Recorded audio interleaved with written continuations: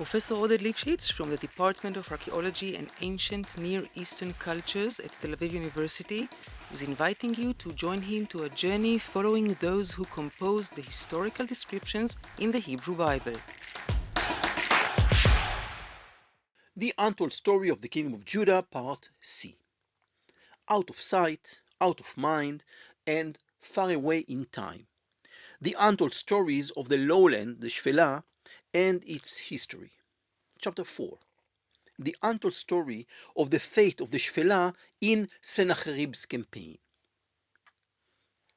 Towards the end of the 8th century BCE, Judah was at its peak as a mature, well-developed kingdom.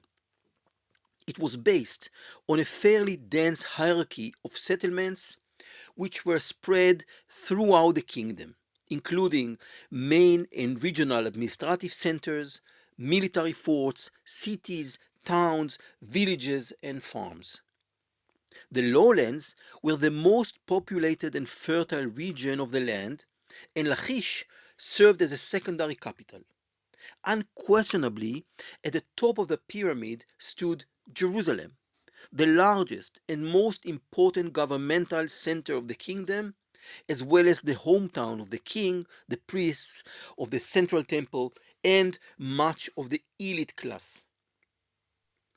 During this period, at the end of the 8th century BCE, Jerusalem grew in size. It spread outside the narrow ridge known as the City of David Ridge. The settlement also began in the western hill region, and the city's residents likely increased tenfold compared to few decades before. At the same time, strong fortifications and sophisticated water systems were built in Jerusalem. The finds testify to a well-developed administration based on wide knowledge of writing in Jerusalem, but also in the other areas of the kingdom, and the wealth of the finds in the city is unprecedented. This settlement, economic and administrative reality marked the end of a long-developed process that took place in the 9th and 8th centuries BCE. Judah enjoyed an era of peace, culminating in the days of Ahaz's reign. He reigned between 734 and 715, and during the first decade of Hezekiah's reign that started in 715 BCE. During this period, Judah came under the yoke of the Assyrian Empire and was a small part of a huge empire, where the duty of loyalty to the empire and payment of an annual tax are the main requirements. The kings of Judah took advantage without any choice and used this period to improve the economy and the administration, and the kingdom underwent a sharp change, flourishing and unprecedented prosperity. In 705 BCE, Sargon II, king of Assyria since 722 BCE, was killed during a severe defeat of the Assyrian army in the land of Tabal in eastern Anatolia, modern-day Turkey. The Assyrian army could not bring the body of the king back to Assyria, preventing a traditional burial, and rebellions immediately broke out all over the empire. In Babylon, Merodach Baladan, who is also mentioned in 2nd Book of Kings, chapter 20, verse 12 to 19, took back the throne with the support of the king of Elam. Meanwhile, at the other end of the empire, a rebellion of the coalition of kingdoms was organizing with the support of Egypt, in which Hezekiah, the king of Judah, had a central role. Judah and its neighbors knew that they had a limited time until the Assyrian army would arrive to suppress the rebellion, and devoted the year 704 to 701 to fortification and preparation of the army for that raid. As part of this preparation, coup d'etat took place in Ekron. Its king, Padi, was handed over to Hezekiah. The city was fortified and became part of the coalition of the rebel kingdoms. In Ashkelon, As well, Rukibtu, the king who was loyal to Assyria, was removed from his seat, and in his place, Tzidka, a member of the royal family who had supported the rebellion, ascended to the throne. Assyria's military campaign indeed arrived as expected. The historical reconstruction shows that the alliance of the rebel kingdoms collapsed in a short time. The Egyptian army that came to the aid of the rebel kingdoms was beaten back, and Sennacherib, the son of Sargon II and the new Assyrian king, he ruled between 705 and 681, was now free to punish Judah. He pursued a policy of systematic destruction of the lowlands, the Negev, and possibly also the southern hill country, leaving destruction and pain in his wake. The destruction of all the fortified cities of Judah, as described in the second book of Kings, chapter 18, verse 13, or 46 cities, according to Sennacherib's inscription, alongside a large-scale deportation, especially from the lowlands, caused the greatest demographic and settlement crisis in the history of Judah. In addition to Lachish, all the cities of the lowland were destroyed. Bet Shemesh, Tel Batash, Azekah, Tel Bet Mirsim, Tel Godet, Tel Khalif, Maresha, and Tel Eitun. The important and wealthiest region of the kingdom, which had experienced flourishing and development mainly in the 100 years preceding the Assyrian campaign, became densely populated and turned to be the economic and administrative center of the kingdom of Judah, was now destroyed and abandoned, never recovering. The kingdom's administrative and economic infrastructure was also destroyed. Judah paid Assyria a heavy tribute and had to raise high annual taxes, which took a toll on its economy. The independent and prosperous kingdom of the 8th century BCE, which was not significantly damaged in wars from the 10th century BCE until the days of Hezekiah, was now suffering from destruction, devastation, and population depletion. Sennacherib's main goal seems to have been to weaken the kingdom of Judah, which remained a major power on the fringes of the empire near its border with Egypt. The king of Assyria sought to thwart any attempt to consolidate power that might jeopardize their hegemony in the buffer zone with Egypt. It is reasonable to assume that the supervision of Assyrian officials over what was happening in Judah was now tighter, and we might even assume that after Hezekiah's surrender, Sennacherib appointed Menashe, Hezekiah's youngest son, as a regent of the kingdom. Following Sennacherib's campaign and the destruction of the lowlands, tens of thousands of inhabitants were deported from Judah. Seemingly, part of the emptying of the lowlands, and perhaps also the south of the Judean hills and the Beersheba Arad Valley, of their inhabitants resulted from the escape of many refugees from these areas immediately prior to, during, and after the Assyrian campaign. These refugees found refuge in Jerusalem and in the northern part of the hill country, and they brought about a rapid increase in the population of Jerusalem and the area around it. We might also assume that they formed the basis for the new arrangements in additional regions in the Judean hills and the Benjamin region, areas that were not harmed by the Assyrian campaign. The Assyrian sources on Sennacherib's campaign emphasize the fate of the lowlands. Sennacherib's letter to God, or the Hezekiah inscription, discovered in two fragments in the library of Ashurbanipal in Nineveh, and identified in 1974 by Nadav Ne'eman as a single tablet, describes the war waged by the Assyrians against the city, its conquest, and the complete destruction. Ashur, my lord, encouraged me, and against the land of Judah I marched. In the course of my campaign, the tribute of the kings of Philistia I received.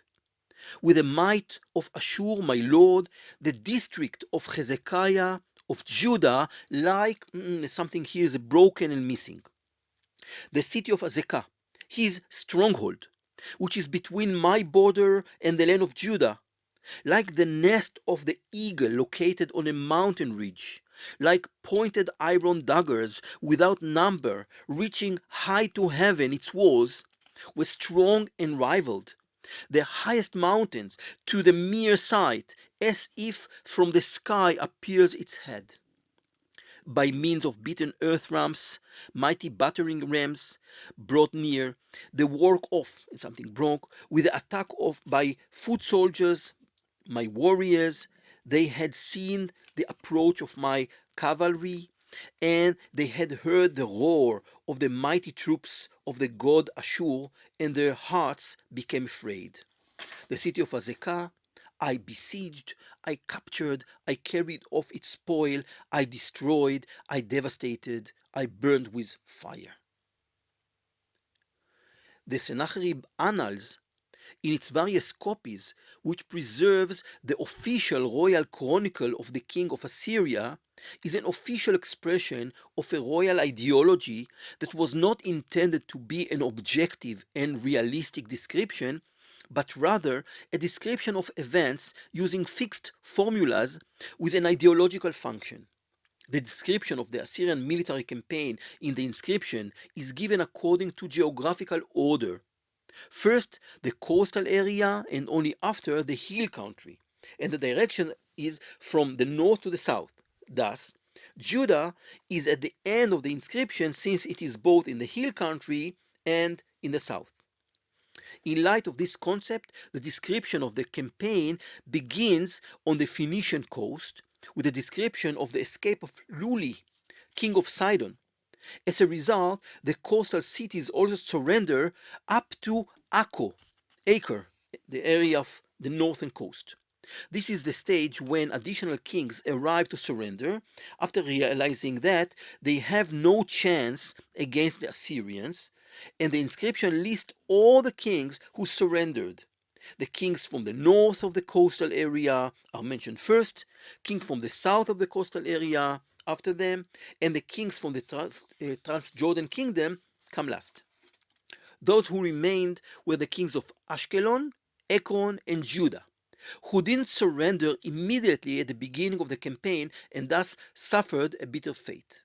Tzidkah, the king of Ashkelon, was deported, and Sennacherib placed Sharu-Lu-Deri, the son of Tzidkah's predecessor, Rukibtu, on the throne.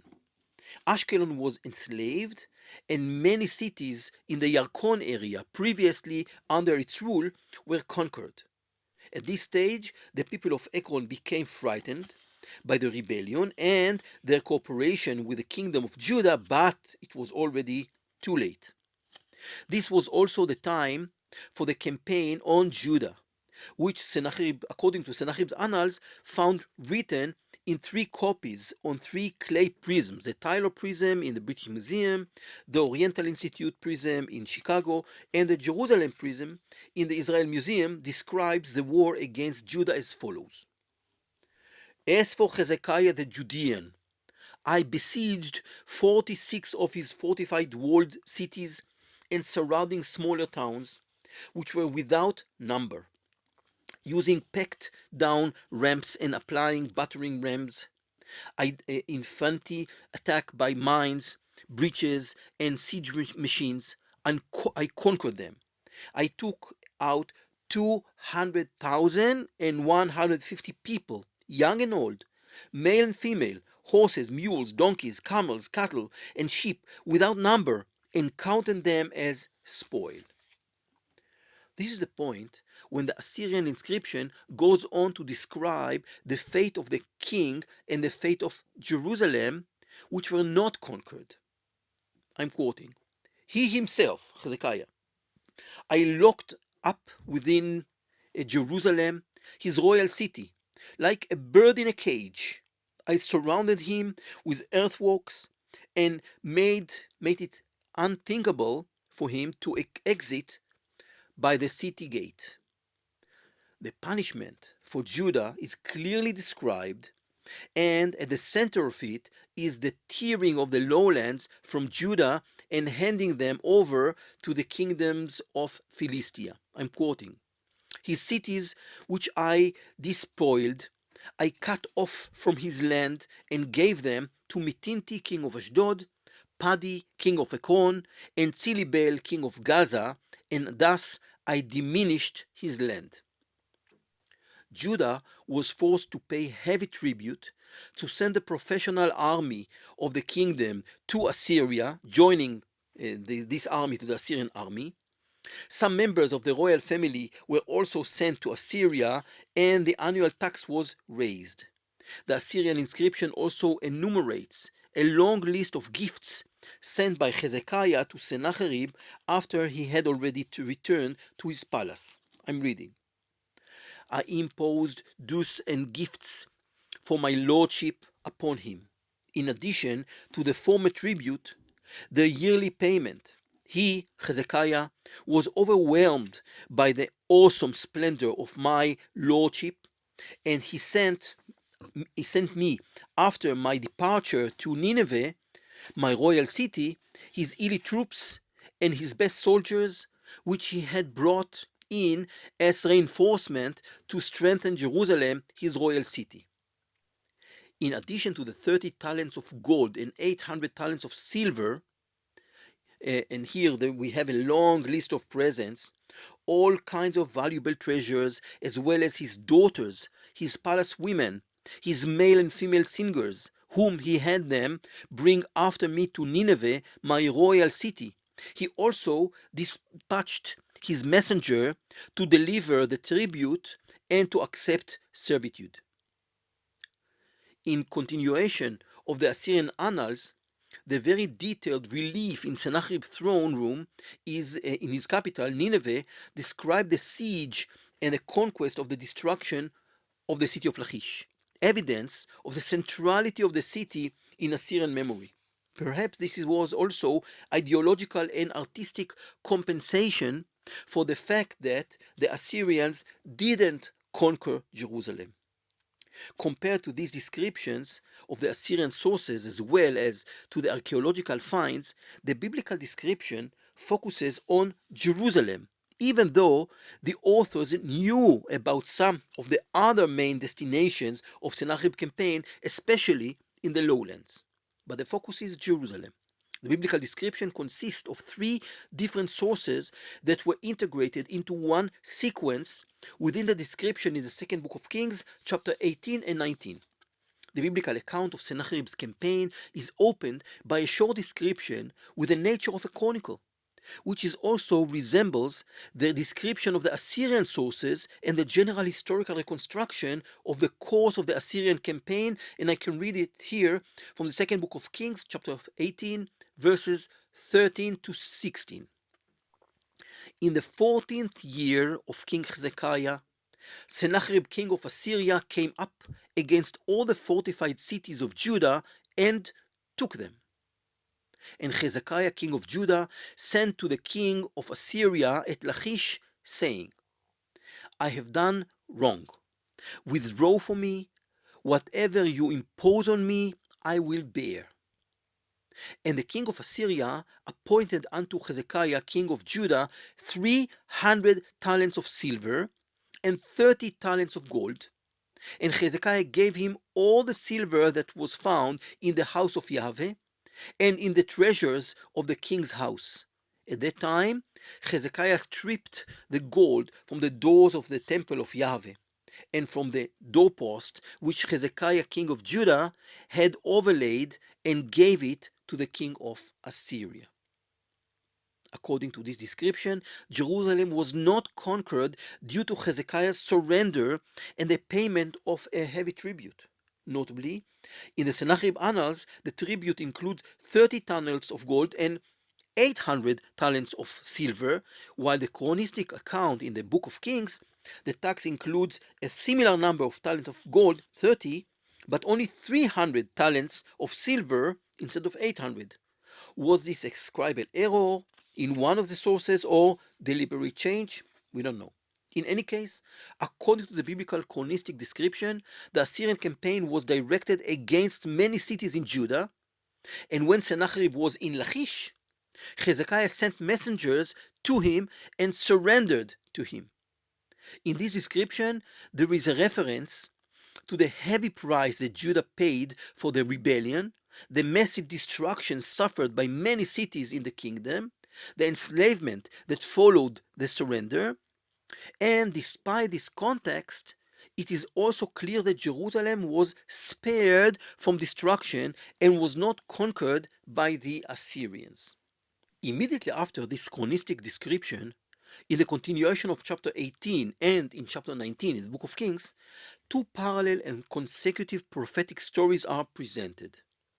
These stories focus on the miraculous rescue of Jerusalem from a disastrous occupation during the Assyrian campaign and express the gradual development of the idea of God's eternal choice and the promise of eternity that He gave to Jerusalem. The first prophetic story in the second book of Kings, chapter 18, verses 17 until chapter 19, verse 9a, the first part of this verse, whose end was cut and transferred to the end of the second prophetic story in chapter 19, verses 36 and 37, opened immediately after the description of Hezekiah's surrender and enslavement according to the chronistic account, and describes the expedition that Sennacherib sent to Jerusalem. I'm quoting, "And the king of Assyria sent the Tartan, the Rabsaris, and the Rabshakeh with a great army from Lachish to King Hezekiah at Jerusalem. And they went up and came to Jerusalem. When they arrived, they came and stood by the conduit of the upper pool, which is on the highway to the fuller's field."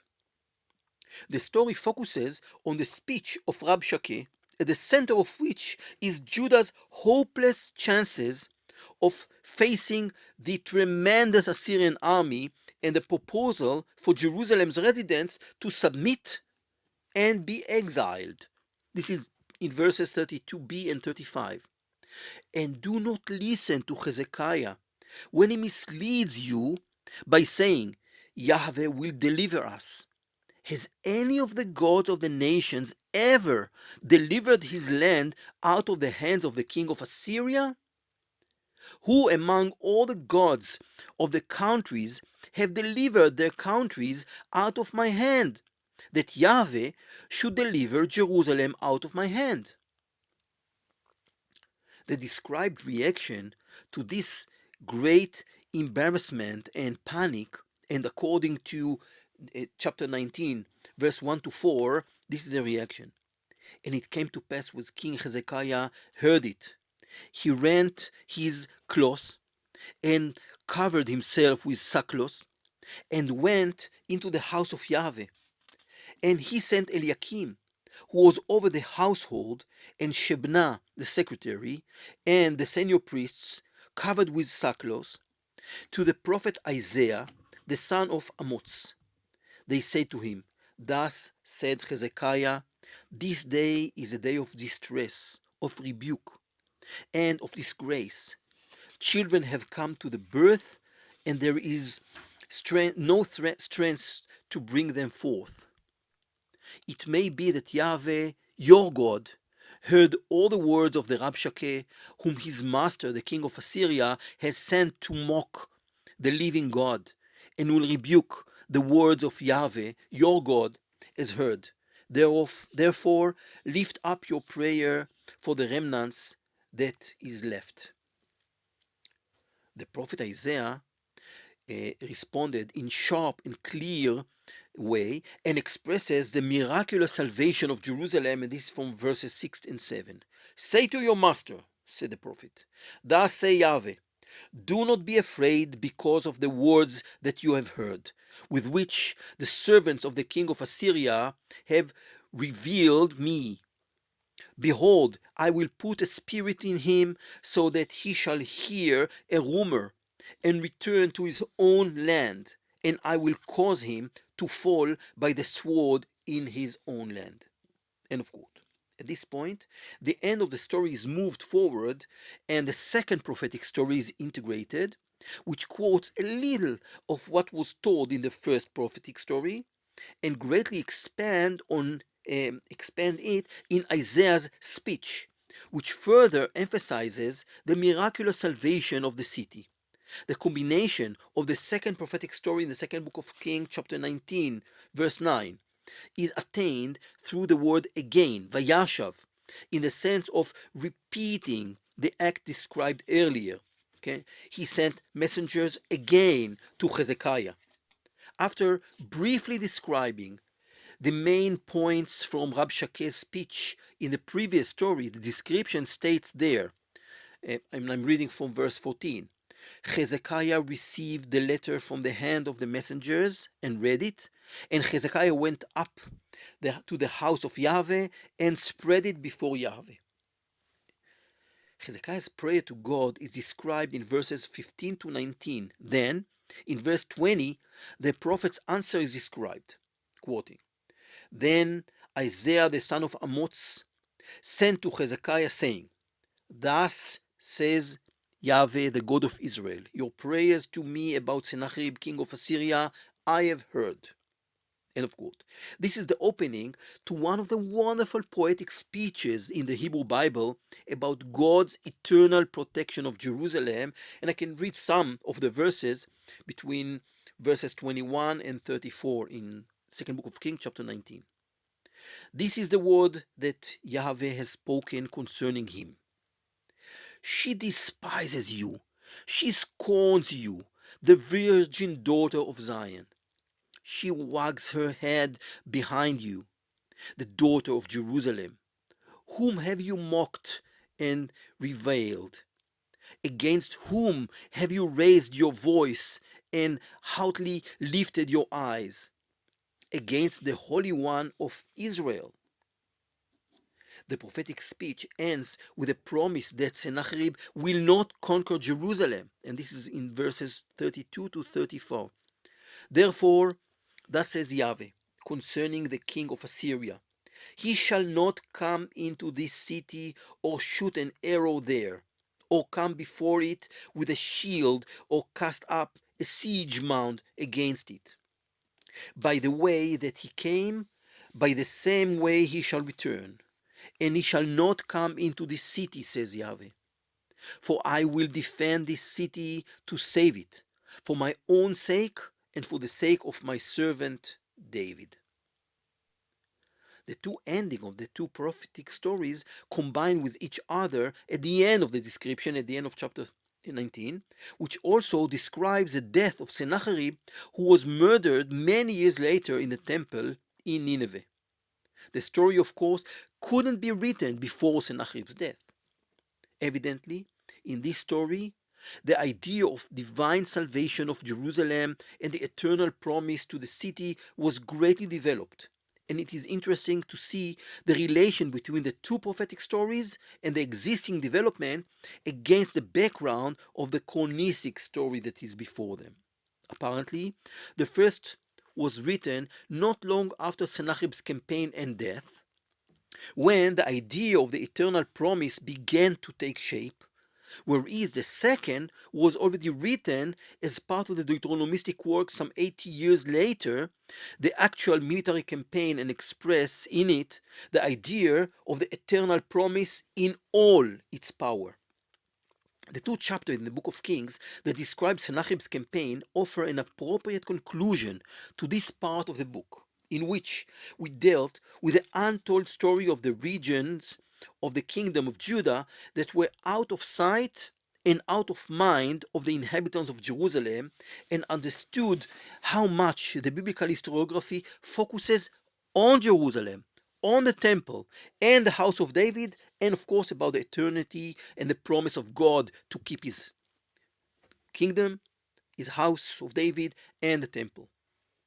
Even when information was given about the fate of the other areas of the kingdom, about the centrality of the lowlands in Sennacherib campaign and the heavy destruction they suffered during it, Emphasis was placed in the Deuteronomistic descriptions on the fate of Jerusalem, on the eternal promise. Indeed, the story focuses on the Deuteronomistic ideas that prevailed in Jerusalem at the time of its writing, and for the very specific target audience the author wrote for. Historiographical descriptions use the known history not to tell it, but to convey through it the messages it seeks to emphasize. In the next part of the book, we'll take our testimony even further away from the sight and minds of the Jerusalem writers, and in some cases even further back in time, and ask what they knew about the history of the kingdom of Israel and how they describe this part of the biblical historiography. See you in the next chapter.